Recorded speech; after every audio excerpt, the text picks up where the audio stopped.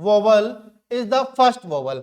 क्या कहता है, जब भी सेकंड प्लेस वोवल हमारी आउटलाइन का पहला वोवल होगा, the outline is return in second position. Outline कहां पे रेस्ट करेगी, सेकंड पोजीशन, यानी कि पहला जो स्ट्रोक होगा वो कहां पर रेस्ट करेगा, लाइन पे। पहला डाउन स्ट्रोक और पहला अप स्ट्रोक कहां पर रेस्ट करेगा, लाइन पे रेस्ट करेगा। कहां पर रेस्ट करेगा, बोलो एक बार, लाइन पे रेस्ट करेगा। क्या ये बात समझ में आई?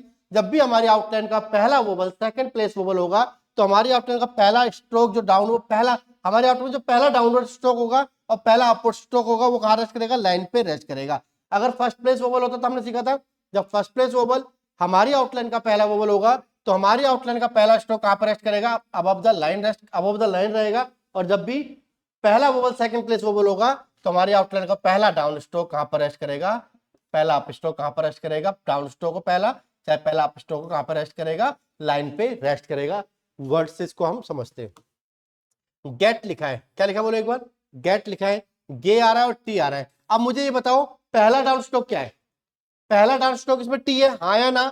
आप लोग गेट लिखोगे ऐसे लिख दोगे, गेट लिखोगे ऐसे लिख दोगे। आपको क्या बता रहा हूं, आपको बता रहा हूं, अगर पहला वोवल सेकंड प्लेस वोवल है, क्या बता रहा हूं आपको मैं, अगर पहला वोवल सेकंड प्लेस वोवल है, तो हमारी आउटलाइन का जो पहला डाउन स्ट्रोक होगा या पहला अप स्ट्रोक होगा, वो कहां पर रेस्ट करेगा, लाइन पे रेस्ट करेगा। अब मुझे बताओ गेट में टी, पहला डाउन स्ट्रोक क्या है, टी है ना, टी है ना, तो ये लाइन पे रेस्ट करना चाहिए। तो गेट कैसे बनेगा, इस तरीके से बनेगा।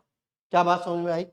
एनफ लिखना आप ऐसे लिख दोगे, लेकिन अभी अभी रूल सीखा है, अगर पहला वोवल सेकंड प्लेस वोवल होगा, अगर पहला वोवल सेकंड प्लेस वोवल होगा, तो हमारी आउटपुट में जो पहला डाउन स्ट्रोक होगा या पहला अप स्ट्रोक होगा, वो कहां पर रेस्ट करेगा, लाइन पे रेस्ट करेगा। तो एफ लाइन पे रेस्ट करना चाहिए। मान लो ये लाइन है, एनएफ लिखना है, एन ऐसे बनेगा, एफ ऐसे बनेगा। क्या बात समझ में आई? इसी तरीके से मंडे, इंगेज,